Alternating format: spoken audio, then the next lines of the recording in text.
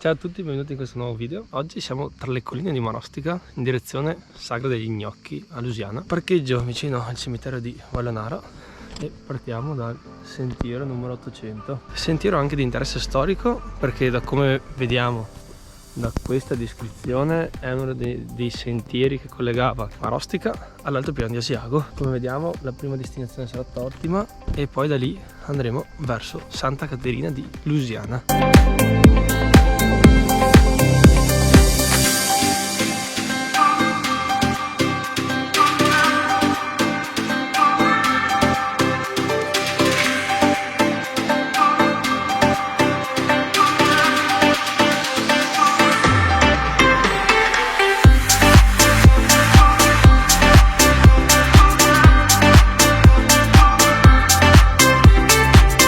Siamo arrivati al primo checkpoint, Rondinella a Tortima, e ora saremo praticamente in quota, andremo verso la Sagra.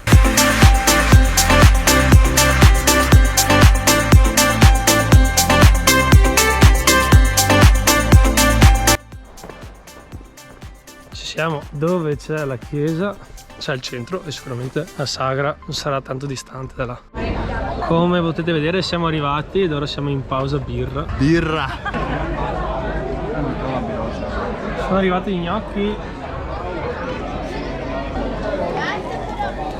Provate alla fontana e ora ci avviamo verso giù. Facciamo una piccola recensione di questi gnocchi, diciamo molto buoni. Pensavamo qualche sugo in più, sinceramente, al capriolo, al cervo, che magari c'è da queste zone qua. Comunque abbiamo fatto un assaggio di 5 sughi diversi, tutti 5 molto buoni, gnocchi fatti in casa. Contate che sicuramente ci sono state più di 2000 persone solo oggi, sagra molto rinomata nel territorio. Quando uscirà il video sarà già terminato, per cui nel 2023 la consiglio, anche perché se trovate lo spazio dell'ombra si sta da Dio.